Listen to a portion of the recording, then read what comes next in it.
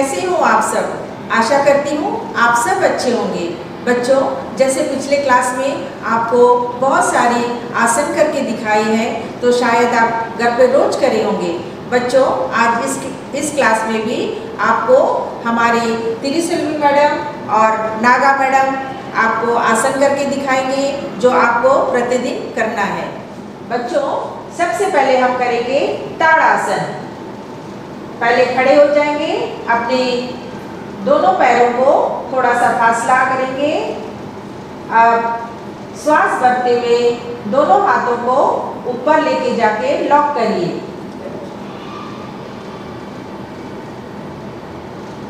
अब धीरे से अपने हील को उठाइए और इसमें अपना संतुलन बनाए रखिए। बच्चों, इस स्थिति में आपको 10 से 15 सेकंड तक रुकना है। इससे जो है पीठ की मांसपेशियों में खिंचाव लाता है, या गर्दन, कंधों और भुजाओं में दर्द को कम करता है, या बढ़ती बच्चों की लंबाई बढ़ाने के लिए लाभकारी है, या मेरुदंड के लचीलेपन को बढ़ाता है। हानि, जिसे अत्यधिक पीठ में दर्द है और हर्निया का प्रॉब्लम है, इस आसन का अभ्यास नहीं करना चाहिए। वापस अपने सामान्य स्थिति में।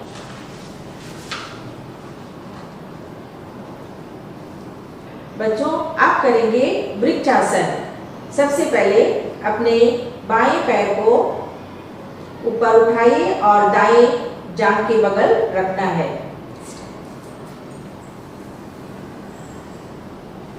अब धीरे से दोनों हाथों को ऊपर लेकर जोड़िए और सामने की ओर नजर रहना है। इस स्थिति में आपको 15 से 20 सेकंड तक रुकना है और वापस सामान्य स्थिति में आ जाना है। इससे यह लाभ होता है कि इस स्थिति का नियमित अभ्यास विद्यार्थियों में एकाग्रता विकसित करने में सहायक होता है। यह रक्त परिसंचरण में सुधार करता है, या टांगों की मांसपेशियों को चुस्त बनाता है। जिस व्यक्ति को चक्कर आता है, उसका इस आसन का अभ्यास नहीं करना चाहिए। अब करेंगे त्रिकोण आसन। इस आसन में शरीर एक त्रिकोण की आकृति बनाता है, अतः यह त्रिकोण आसन कहलाता है। सबसे पहले सीधे खड़े हो जाएंगे। अब अपने पैरों को 1 से 2 फुट दूर रखिए। भुजाओं दोनों ओर फैलाइए और उन्हें कंधों तक ऊपर उठाइए। अब अपने टो को बाहर की ओर खोलिए। अब धीरे से आप बाईं ओर झुकते हुए कमर से अपनी नजर हथेली पर। इस आसन में आपको 15 से 20 सेकंड तक रुकना है। अब वापस धीरे से सामान्य स्थिति पे आ जाइए। अब इसके विपरीत आपको करना है। अब धीरे से अपने दाएं पैर को फैलाइए। दोनों हाथों को कंधों के समांतर ले जाइए, टो को बाहर की ओर। अब धीरे से आप दाईं ओर कमर से मुड़ना है।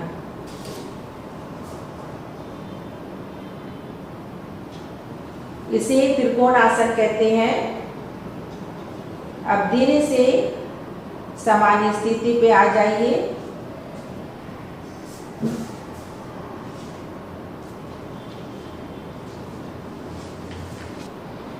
इस आसन से यह लाभ होता है, टांगों और नितंबों की मांसपेशियों को तानता है, यह मेरुदंड के लचीलेपन को सुधारता है, यह बढ़ते बच्चों की लंबाई में वृद्धि करने में सहायक होता है, या गर्दन और पीठ के दर्द को दूर करता है। और जिसे पीठ का दर्द है, तो इस आसन का अभ्यास नहीं करना चाहिए। अब हम करेंगे योग मुद्रासन। पद्मासन में बैठकर दोनों भुजाओं को पीठ के पीछे ले जाइए।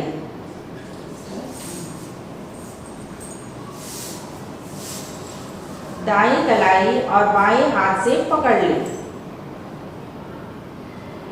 अब श्वास छोड़ते हुए आगे की ओर झुके और माथा या ठोड़ी को फर्श तक ले जाइए।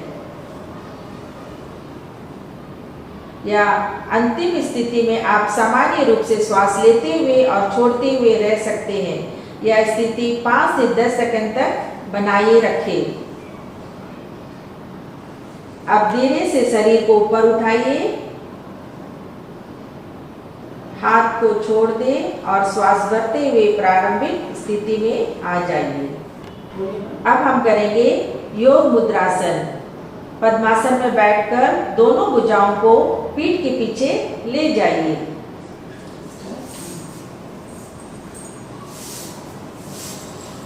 दाईं कलाई और बाएं हाथ से पकड़ लें। अब श्वास छोड़ते हुए आगे की ओर झुके और माथा या ठोड़ी को फर्श तक ले जाइए। या अंतिम स्थिति में आप सामान्य रूप से श्वास लेते हुए और छोड़ते हुए रह सकते हैं। यह स्थिति 5 से 10 सेकंड तक बनाए रखें। अब धीरे से शरीर को ऊपर उठाइए,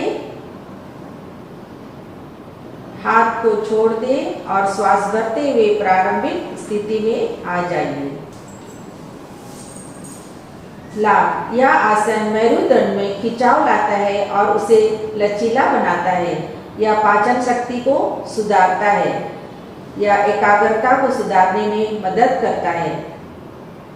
हृदय की समस्याओं और पीठ के दर्द वाले लोगों को ये आसन का अभ्यास नहीं करना चाहिए। बच्चों, अब करेंगे पश्चिमोत्तानासन। पश्चिमोत्तानासन का अर्थ है पश्च भाग को तानना। संस्कृत शब्द पश्चिम का अर्थ है। इस आसन में शरीर के पिछले भाग की मांसपेशियों को ताना जाता है, अतः यह पश्चिमोत्तानासन कहलाता है। सबसे पहले दोनों टांगों को साथ साथ सामने फैलाकर बैठ जाइए। अब धीरे से श्वास भरते हुए अपने दोनों हाथों को ऊपर ले जाइए। अब सांस छोड़ते हुए सामने की ओर कमर से झुके। अब कोहनी को कोशिश करें स्पर्श करने जमीन पर और जितना संभव हो सके अपने माथे को घुटने पर लगाइए। घुटना जो है नहीं उठना चाहिए। इस आसन को जबरदस्ती नहीं करना चाहिए, धीरे धीरे इसका अभ्यास बढ़ाना चाहिए। इस स्थिति में आपको 5 से 10 सेकंड तक रुकना है। वापस धीरे धीरे सामान्य स्थिति में आ जाइए।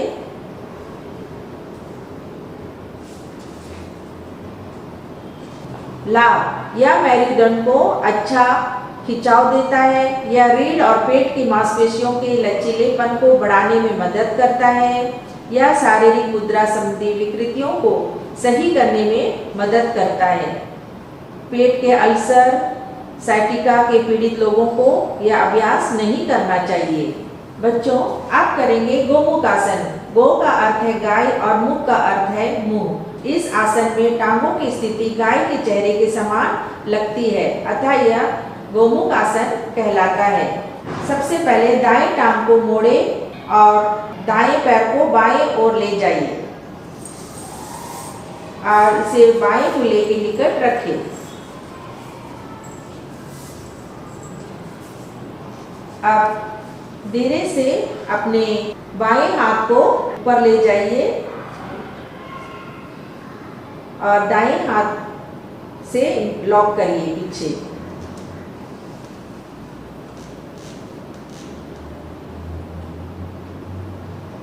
इस स्थिति में 10 से 15 सेकंड तक रहना है। गर्दन सीधे, नजर सामने की ओर।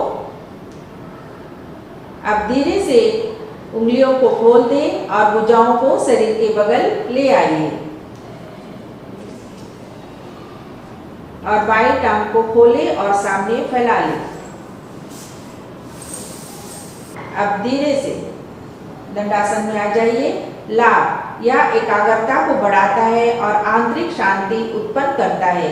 या झुके हुए कंधों जैसे स्थिति संबंधी विकृतियों को ठीक करने में सहायता करता है या फेफड़ों की क्षमता बेहतर करने में लाभदायक होता है, या पीठ दर्द, साइटिका और गर्दन तथा कंधों की सामान्य जकड़न को दूर करता है।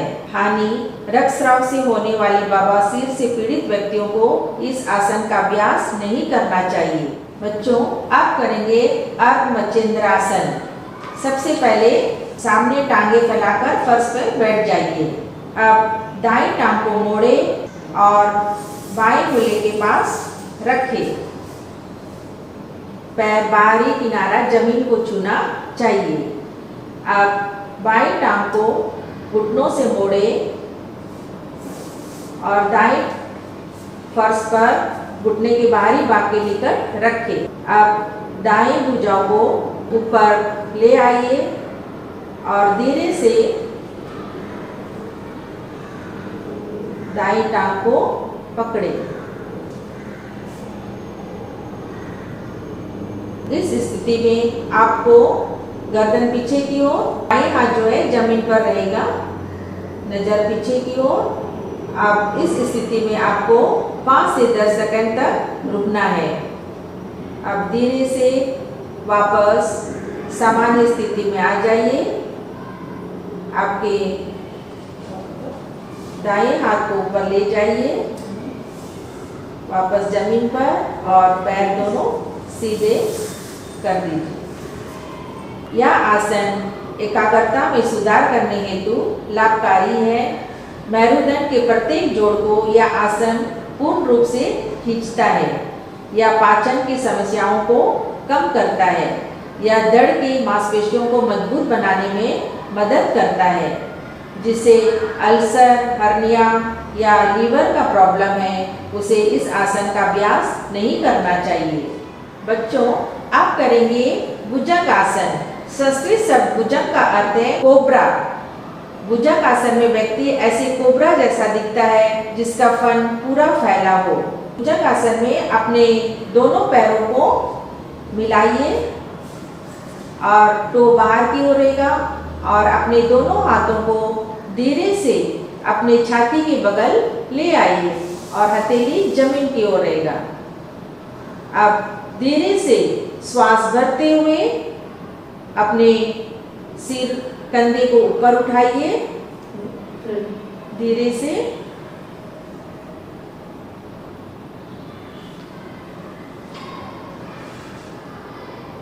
इस स्थिति में 10 से 15 सेकंड तक बनाए रखें। अब धीरे से वापस सामान्य स्थिति में आ जाइए। धीरे से वापस रिलैक्स इन वक्रासन।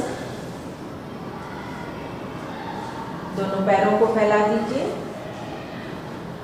लाभ, यह आसन मेरुदंड को लचीला बनाता है तथा मेरुदंड के रोगों को दूर करता है। यह बहुत सी पाचन समस्याओं का समाधान करता है। यह एकाग्रता बढ़ाने में मदद करता है, जिसे हर्निया, आंतों के क्षय रोग से पीड़ित व्यक्तियों को इसका अभ्यास नहीं करना चाहिए। बच्चों, आप करेंगे सेतु बंधासन। सेतु बंधासन का अर्थ है पुल बनाना। यह आसन में जांघों, कुल्हों, कमर और पृष्ठ भाग के पैरों, भुजाओं और कंधों पर टिकाकर ऊपर हवा में उठाया जाता है। इस आसन की आकृति पुल के समान होता है, अतः इसे सेतु बंधासन कहते हैं।